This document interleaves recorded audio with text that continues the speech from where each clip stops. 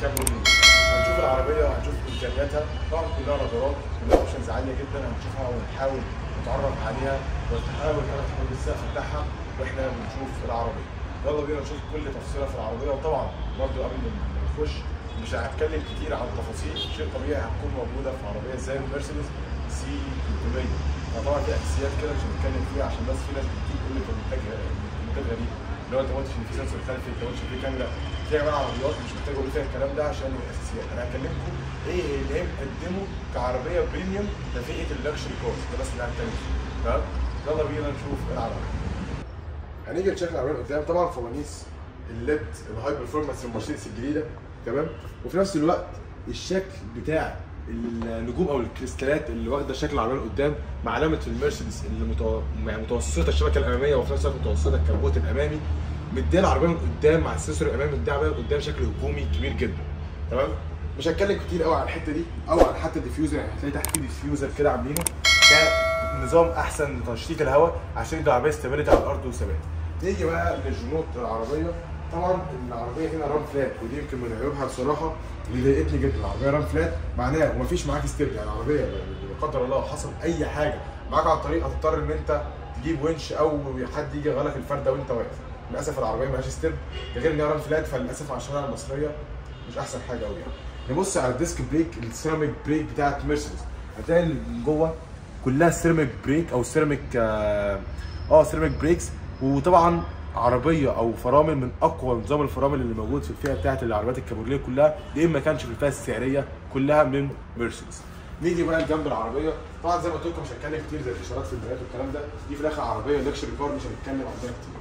هنكمل نشوف ظهر العربيه وجنب الخط الهجومي اللي ماشي من اول العربيه لغايه كده متواصل مع فانوس العربيه الخلفي. الليد القوي جدا بصراحه، يمكن من اشيك العربيات اللي موجوده في الفئه بتاعتها. تمام؟ طبعا دي عربيه بتاعت المرسيدس. مش هوريكم الشنطه عشان ما تزعلوش، الشنطه حجمها صغير جدا، وده راجع ان معظم الشنطه محطوط عشان الكابورليه اللي هنفتحه دلوقتي وهوريكم. نيجي ندور كده العربيه من جوه مع بعض. وبرضه هسمعكم الاكزوست، مش احسن حاجه الاكزوست بس برضه هسمعكم. تمام؟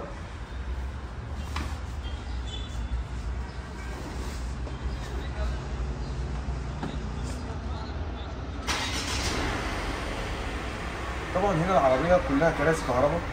الكنبه الخلفيه مش هوريها لكم عشان هتزعلوا. الكنبه الخلفيه ضيقه جدا، يمكن للاسف من اكتر الكنب الضيق في الفئه بتاعتي للاسف يعني. هنفتح بقى مع بعض فتحه السقف الكابورليه.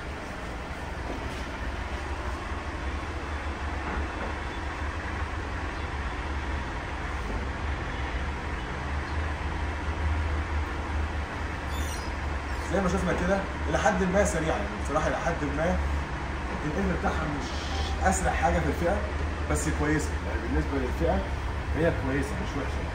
تمام؟ تعالى بقى اسمعكم صوت الاكزوست. يا ريت الكاميرا تروح ورا كده تسمع صوت الاكزوست.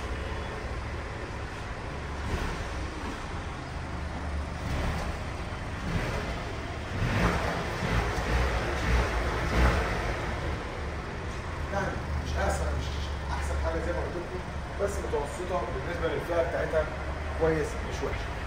طبعا نيجي بقى لداخليه العربيه.